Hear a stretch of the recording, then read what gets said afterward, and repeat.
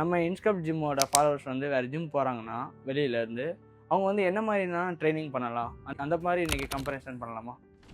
அது cardio versus weight training. எனக்கு கேட்டால் வெயிட் ட்ரைனிங் சொல்லுவேன். ரெண்டும் ஃபேட் பர்சன்டேஜ் கம்மியாகும். வெயிட் ட்ரைனிங் உங்கள் ஸ்ட்ரென்தன் பண்ணிகிட்டே பண்ணலாம். ஸோ ஹைப்பர்ட்ராபிக் ட்ரைனிங் பண்ணலாமா, இல்லை நார்மல் ஸ்ட்ரென்த் ட்ரைனிங் பண்ணலாமா? ஹைப்பர்ட்ராபினா மோஸ்ட்லி பாடி பில்டர்ஸ் ப்ரிப்பேர் பண்ணுவாங்க. இன்டர்னஸ் பில்ட் பண்ணணும், மேக்ஸிமம் ஸ்ட்ரென்த் பில்ட் பண்ணணும், ஸ்ட்ரென்த் பில்ட் பண்ணணும், ஹைப்பர்ட்ராபி பில்ட் பண்ணணும். இதுதான் எல்லாத்துக்குமே ஹெல்த்தியாக இருக்கும். நீங்கள் வெறும் ஹைப்பர்ட்ராபி மட்டும் பில்ட் பண்ணும்போது அதுக்கு மட்டும் உங்கள் பாடி அடாப்ட் பண்ணுறது நல்லது இல்லை.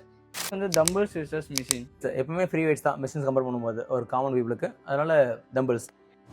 ஹிட் ட்ரைனிங் பண்ணலாமா, இல்லை நார்மல் கார்டியோ ட்ரைனிங் பண்ணலாமா? HIIT ஃபேட் பேர்னிங்க்கு பெஸ்ட் ஒன். ஒரு பிகினராக இருந்தால் நீங்கள் நார்மல் கார்டியோ பண்ணிவிட்டு கொஞ்சம் அட்வான்ஸாக இருந்தால் இல்லை பாடி எல்லாத்துக்கும் அடாப்ட் ஆயிடுச்சுன்னா நீங்கள் HIIT ட்ரைன் பண்ணுறது.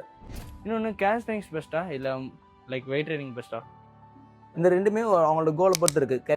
கேல்ஸ்டனிக்ஸ் பாடி வெயிட்டை கொஞ்சம் மூவ் பண்ணுறது இல்லையா, இங்கே ஸ்ட்ரென்த் ட்ரைனிங் மிஷின்ஸோ ஃப்ரீ வெயிட்ஸை வச்சு மூவ் பண்ணுறது. ரெண்டுமே பெஸ்ட் திங் தான். அவங்களோட ப்ரிப்பரன்ஸை பொறுத்து இருக்குது.